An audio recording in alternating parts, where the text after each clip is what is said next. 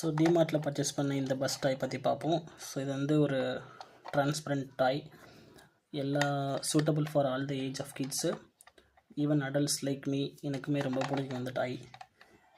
என்னென்னா இது வந்து நம்ம சின்ன வயசில் சிக்கு புக்கு ரயில்னு ஒரு பாட்டு பார்த்துருப்போம்ல, அந்த பாட்டில் வர ஒரு டிரான்ஸ்பரண்ட் பஸ் மாதிரி இது ஒரு பஸ்ஸு. ஸோ ஸ்பெஷாலிட்டி பார்த்தீங்கன்னா இந்த பஸ்ஸுக்குள்ளே கியர்ஸ் இருக்கும். இந்த வீல்ஸ்லாம் ரொட்டேட் பண்ணும்போது, ஐ மீன் பேக் ரொட்டேட் பண்ணும்போது, ஸோ இந்த கியர்லாம் சுற்றிட்டு இங்கே மேலே வச்சுருக்க இந்த மெட்டலில் வந்துட்டு இந்த ஸ்ப்ரிங்லேருந்து ஒரு டிங் அப்படின்னு தட்டுற மாதிரி ஒரு சவுண்ட் வரும். அதை அழகாக ரெடி பண்ணியிருக்காங்க. ஸோ அந்த கியர் பார்த்திங்கன்னா தெரியும். அந்த கியர் அதில் போயிட்டு பட்டு அதை வந்து மூவ் பண்ணி அந்த டிங் சவுண்டை வைக்குது. பார்க்குறதுக்கே ரொம்ப அட்ராக்டிவாக சூப்பராக இருந்துச்சு. நல்லா எடுத்துட்டேன். பார்த்திங்கன்னா இது இன்னொரு ஸ்பெஷாலிட்டின்னு பார்த்திங்கன்னா இதில் வந்துட்டு RGB லைட்டு. ஸோ இது நம்ம சுற்றி விட்டோன்னா RGB லைட்டோட சவுண்டு நல்லா கேட்கும்.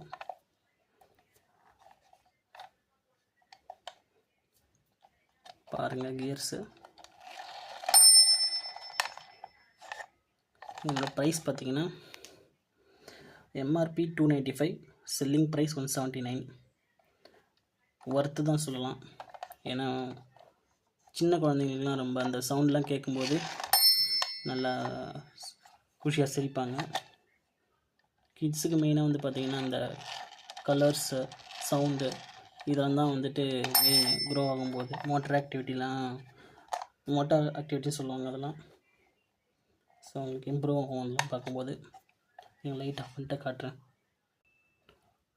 இந்த ரூமுக்கே லைட் போட்ட மாதிரி ஆகிப்போச்சு. பார்க்குறதுக்கு சூப்பராக கலர்ஸ், RGB கலர்ஸ். ப்ளஸ் இப்போ அந்த சவுண்டு பார்த்துருவோம்.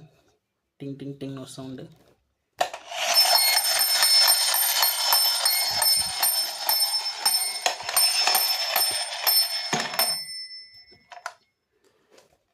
செம்மையாக இருக்குது, மஸ்தாக இருக்குது.